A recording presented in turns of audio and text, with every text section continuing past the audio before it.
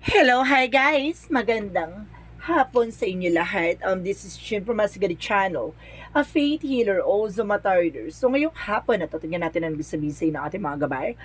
This is a monthly gabay for the month of January 2024 for the sign of Taurus. So Taurus, welcome to my channel. Ano kayang messages, advices ng spirit, guys, ang ating masasaga for today's video? Kanina naman kayang energy or kaganapan sa buhay ng mga Taurus ang ating mahagilap. So guys, this reading is a journey reading namang hindi lahat makaka-resonate. Kunin lamang po makaka-relate sa inyo and comment down below kung kaninong energy ang ating nasagap. And of course, please like and subscribe my channel and notification bell for more videos update. And of course, maraming salamat po sa mga walang sawang pagsuporta sa aking channel. Lalo-lalo na hindi nag-skip ng ads. Naway pagpalain po kayo ng Diyos at may kapalisiksik diglig nag-uuma po ang biyayang manabalik sa inyo. And of course, guys, maraming salamat po sa mga patuloy na pagsuporta sa aking channel. Lalo-lalo na yung patuloy pong nagpapa-private reading. Maraming salamat po, no? At nadadagdagan ng ating mga, diba, eksena dito. And of course, guys, belated Happy New Year pala, no? To all of you guys. Yung mga, hindi kasi natin agad-agad na-upload itong video na to, nang sa gano'n, diba? Masyado kasi busy ang water. So, guys, umpisahan na natin, no? Angel Spirit, please give an information for the sign of Taurus. Taurus, welcome. Ano kayong mensahe at message sa'yo ng ating baraha? So, there's a two of wands. So, there's a two paths. So, ibig sabihin dito, may mga bagay na kailangan pagdesisyonan, may mga bagay na kailangan mong gawin, no? First step, choosing path. And of course, the future planning in the dark. Something preparing to the leaves comfort zone, no? May mga bagay na parang nagdadalawang isip ka, may mga bagay na parang go mo na yung bagay na yon. Or may mga bagay na parang, di ba, natatakot ka pang ilaban. So let's see what is additional messages. And because there's a Three of Cups, so there's a celebration coming in for you. So ibig sabihin may celebration dito, no? There's a circle of friends or there's a circle of support. Marami sumusuporta sa iyo na maaaring diba? It's either collaborations or friendship or teamwork, something information dito na mukhang magkakaroon ng creativity o celebration. And of course, there's a Five of Swords. So, there's an information the Five of Swords represent self-sabotage. Now, may mga bagay dito na kailangan mong pag-ingatan. There's a conflict. Excuse me. And of course, sinasabi dito, kumbaga maging aware ka sa mga, di ba, sa mga, yung ititik nyo na actions. Kasi mamaya, magdulot to sa'yo ng self-sabotage. Di ba? Yung mga bagay na sinasabi mo, may mga bagay na ginagawa tayo na, di ba, yung iba pala ay kumukuha lang ng kahinaan ng kamalian natin. Di ba? And of course, there's an information with the hangman. So, there's, pause or something cancellations, may mga bagay na kailangan mo baguhin, surrender to the divine, or either may mga bagay na, diba, yung perspective or something mindset nyo, so kailangan nyo ayusin at baguhin yan. And because there's an information, there's a Queen of Swords, so there's a bigger future. So parang sinasabi dito na baguhin mo yung pananaw mo sa the way na parang yung mga dati mong gawain or dati mong kinagisnan or something, diba? Yung mga dati mong ginagawa na alam mong walang profit or something, kumbaga benefit sa huli or hindi siya nag-serve sa'yo. So, ibig sabihin dito, baguhin mo na, tingnan mo yung bigger future of yourself, diba? Kumbaga 5 years, 10 years from now, so ano may magiging buhay mo after all, diba? Kumbaga, asang ka na sa mga dating situation mo, no? Parang malayo ka na, parang ganon. So, tingnan mo yung sarili mo, no? Be logic, no? As let's see what is additional messages. And of course, there's Ten of Wands. So there's a burden na maraming responsibilities or something burden talaga na naranasan mo this past few months or nitong nagdaan taon, no? Sinasabi sa iyo ngayong buwan na to kumbaga matatapos na. So let's see what is the Two of Wands. And of course, guys, there's a King of Pentacles. So, there's an information dito na, kumbaga, maging practical ka, no? Pagdating sa pagpili ng mga bagay na gusto mo. So, let's see what is the Three of Cups. Hindi pwedeng gusto mo lang kasi ganito, ganyan. Or may para maiyabang ka lang or para may mga, hindi, piliin mo yan kasi alam mo magbe-benefit yan sa'yo sa huli. Diba? Malaki yung kumbaga, pang matagalan yan. And of course, there's a Queen of Pentacles. So, there's a security about sa finances. So, there's a King and Queen. So, ibig sabihin dito, there's a balance, no? There's a feminine energy and masculine energy. The two of you na kumbaga nagiging balance kayo for decisions, no? Practical na kayo. And of course, let's see what is the Five of Swords. Let's see what is the Five of Swords. And because there's a Knight of Swords. So there's an anxiety, deception, in sleepless nights. So some of you guys hindi dito makatulog or nag-overthink. Some of you guys, not because yung mga way or yung mga preparation or something, yung mga ginagawa mo, no? So, sinasabi sa'yo dito, pagmasdan mo yan kasi baka yun yung magdulot ng, di ba, stress sa'yo. And because there's the Four of Swords. So, listen to your intuitions and listen to your gut feelings. So, kumbaga, relax ka rin, mag-relax ka rin, meditate, renewal, no? Renew mo yung mga thoughts mo, no? May mga bagay or iniisip kasi tayo na, di ba, hindi na siya parang, hindi na nag-work or something na hindi siya kumbaga, hindi na maganda or kailangan nyo nang baguhin yung mga perspective or pananaw mo sa buhay. So, let's see what is the Queen of Swords.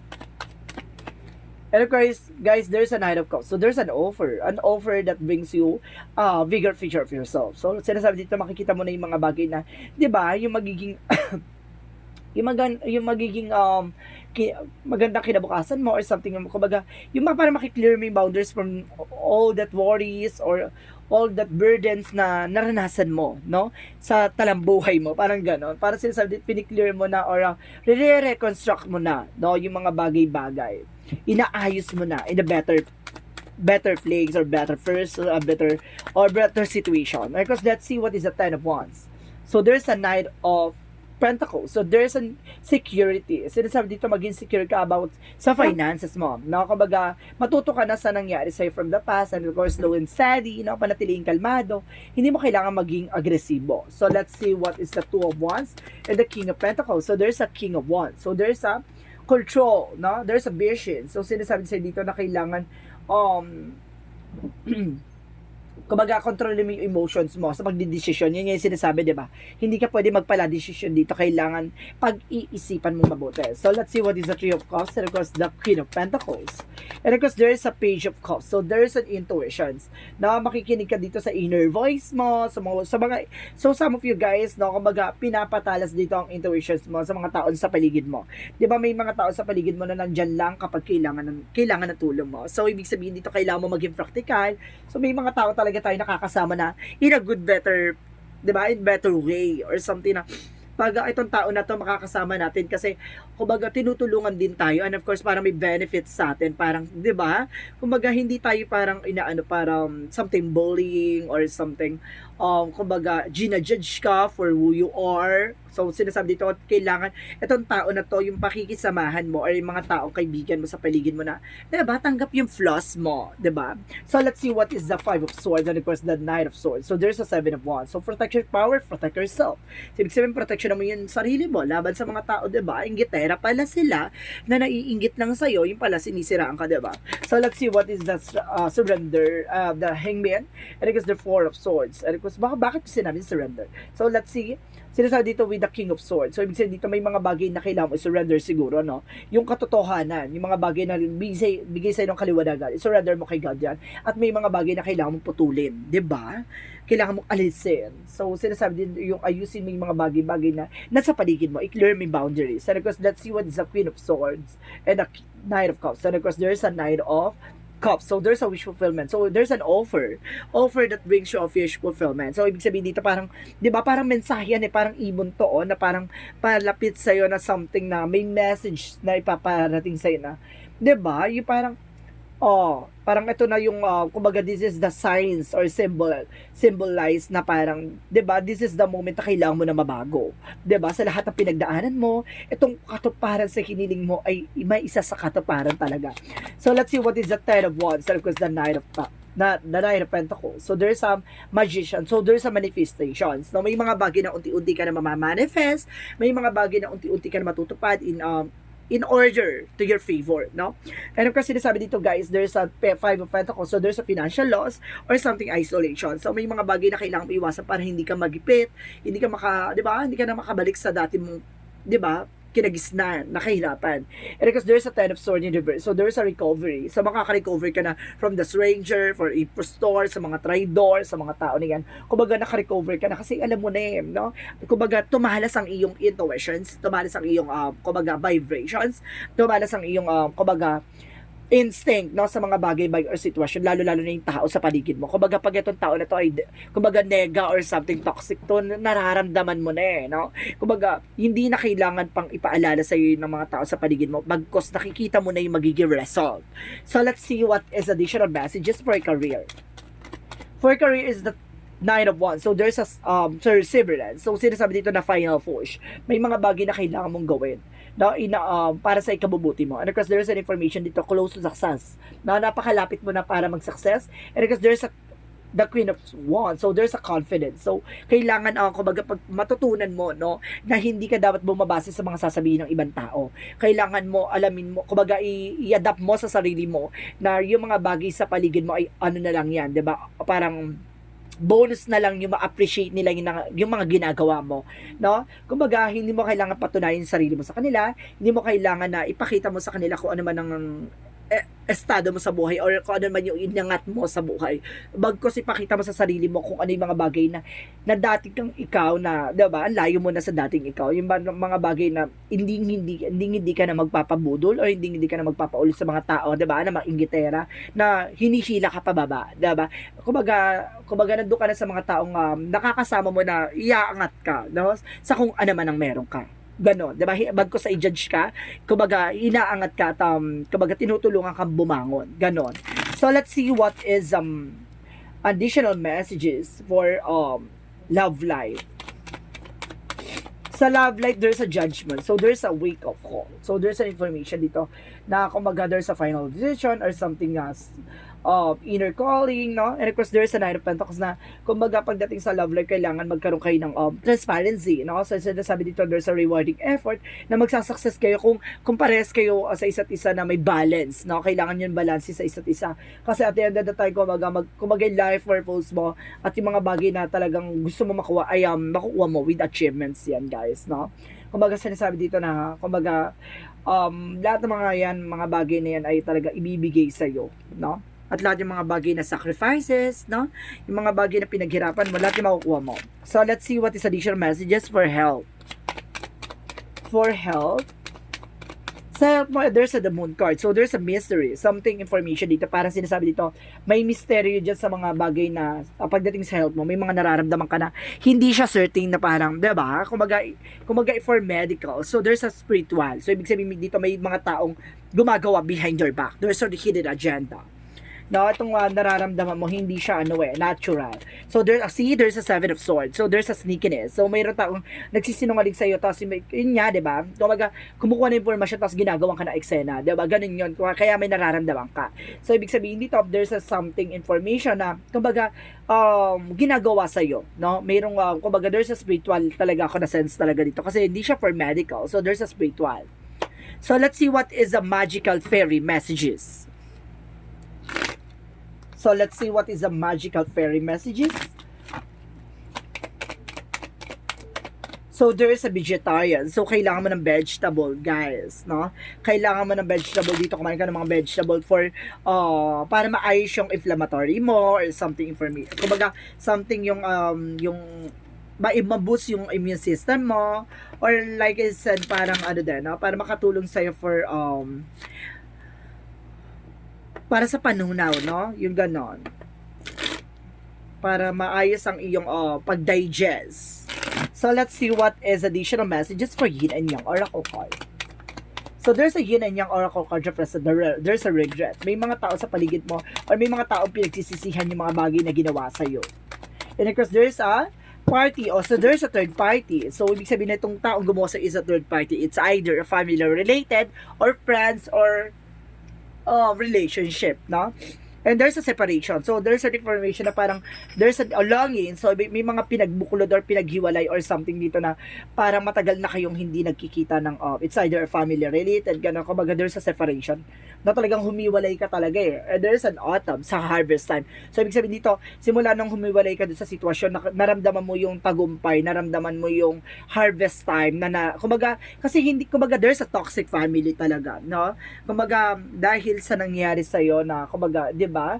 Kumbaga, obligation, responsibilities talagang inako sa'yo. Tapos, nung nakaalis ka na sa sitwasyon nila, doon mo naramdaman yung mga bagay na pinaghirapan mo. Na, di ba? Na unti-unti mo nang na-appreciate. So let's see what is additional messages. May ganun kasi, 'di ba? May toxic family talaga, guys, na parang, 'di ba? Umaasa sa iyo or inasa ka na, tapos pag wala ka, ang daming nasasabi, ganun, 'di ba? May mga ganun talaga. And because there is a we, the hater, so there is an information deep love. So ibig sabihin dito, kumbaga meron ditong malalim na pag-ibig, something, 'di ba? Birth as a portal. Talagang pinagbuklod at pinagsama kayong dalawa at pinagkaisa. So let's see what is love oracle card. So it's safe to you to love. So safe ka daw pag ikaw ay nagmamahal, 'di ba? So talagang binigyan ka talaga ng safety, no? Pagdating sa love. So let's see what is additional messages. So let's see what is additional messages. There's a death. So there's an information, there's an ending and a new beginning. So there's a transformations. May mga bagay kumbaga natutunan mo from the past, no? So let's see, there's a regret. I told you, kumbaga may mga bagay na hindi na mababalik sa nakaraan, no? At hindi na mababalik ang nakaraan. There's a growth. Magkakaroon ka ng growth and expansion dito. So let's see what is additional messages for Angel Spirit, guys. So there's a trouble. So there's an information dito na may trouble ka talaga, no? Maraming trouble. Spiritual activation, no? Ina-activate ang spirituality mo, no? Parang sinasabi sa dito na, kailangan mo lumapit sa Panginoon, kailangan mo magdasal, kailangan mo mag-meditate. 'Di ba may mga bagay na parang, 'di ba, may signs or synchronicities ka na nararamdaman, kumbaga tumatalas ang intuitions mo or something yung vibrations mo, 'di ba? Kumbaga baka there's an astral travel na kaya mo, no? And of course there's a bathroom cleansing. So kailangan mo rin mag-cleansing, ha? Kasi there's a lot of negativities na kumbaga nasa katawan mo na kailangan mong kumbaga linisin. So let's see what is the energy. So energy represent the thinking woman. So there's an information na go-overthink, di ba? Kumbaga meron tao dito nag-iisip sa'yo because there's an envy. So there's an ego, no? Kumbaga mataas ang pride. And because the woman holding a coin. So ibig sabihin yung person mo, if you are a Taurus man, yung taong asawa mo, partner mo, siya yung may hawak ng finances nyo, no? And of course, sinasabi if you were Taurus na women, so ikaw may hawak ng finances. So let's see what is additional messages for Angel Spirit, guys. And of course, there is a support. So there's a support, no? May gumagabay sa iyo. No, may gumagabay sa dito na tao, no? May mga taong kumbaga or may mga spirit na gumagabay sa iyo.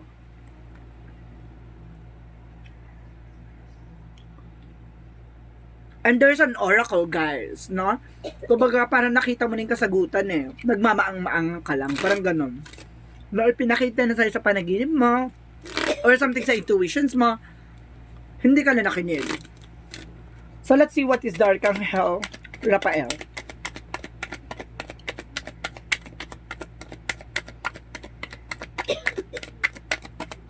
Ano po na tubig na? Okay, there's give as you care. So, ibig sabihin dito, may gumagabay sa'yo.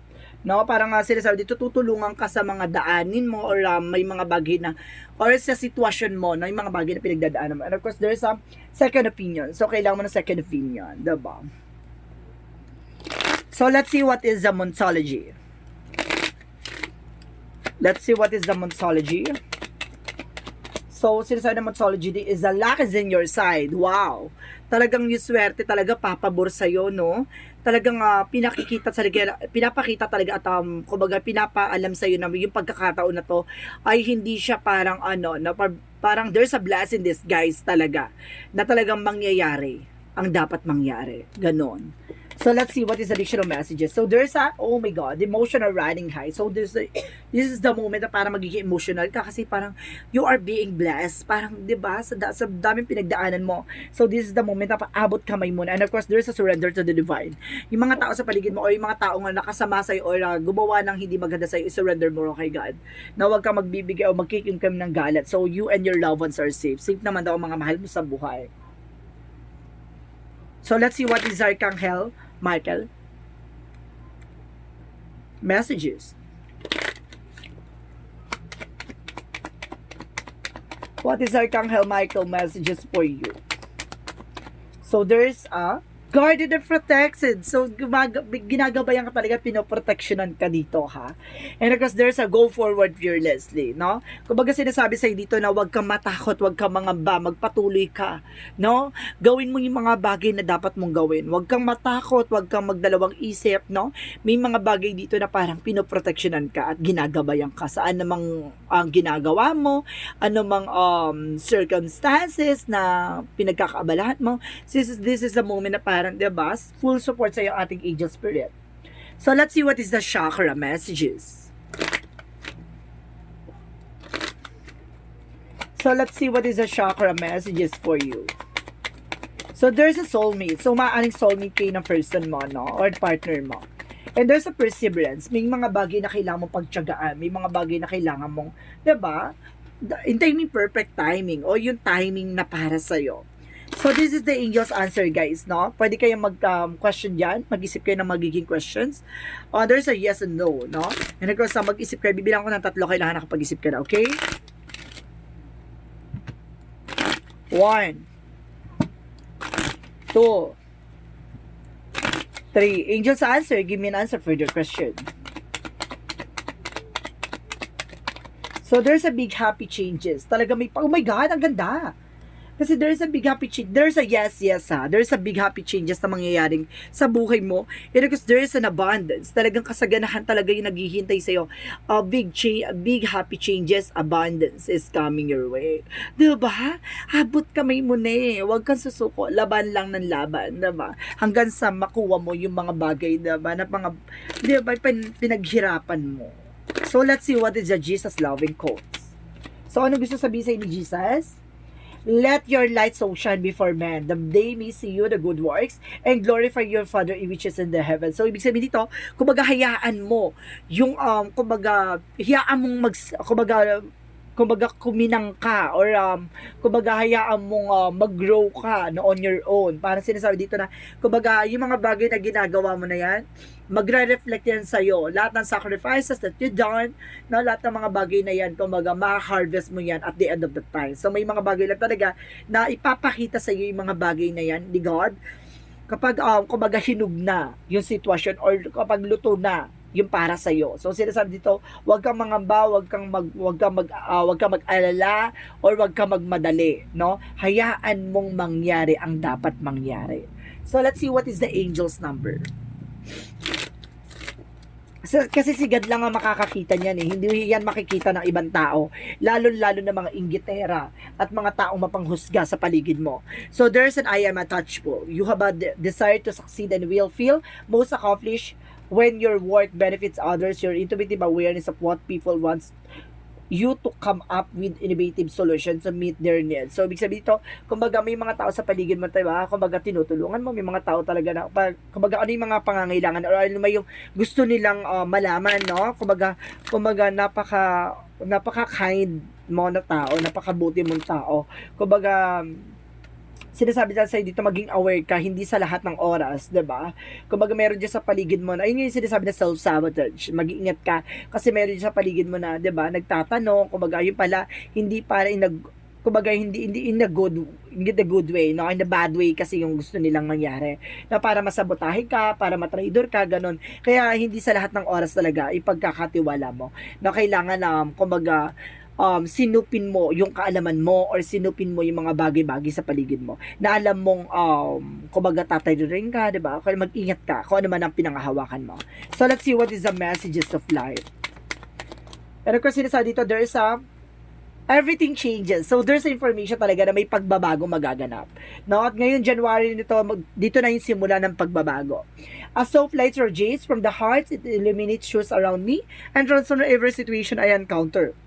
I maintain a positive attitude in spite of any difficulties I may receive. No matter the circumstances, I remain a source of true joy. Everything changes when it is a bath of the light of the divine. So, ibig sabihin talaga dito na may pagbabago magaganap dito.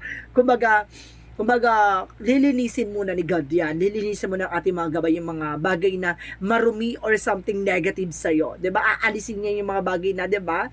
Toxic sa'yo or something kumbaga meron naman talaga tayo sa lahat ng tao, no, there's an evil part, no. So sinasabi na sa dito, lilinisin ka muna ni God sa lahat ng mga, 'di ba?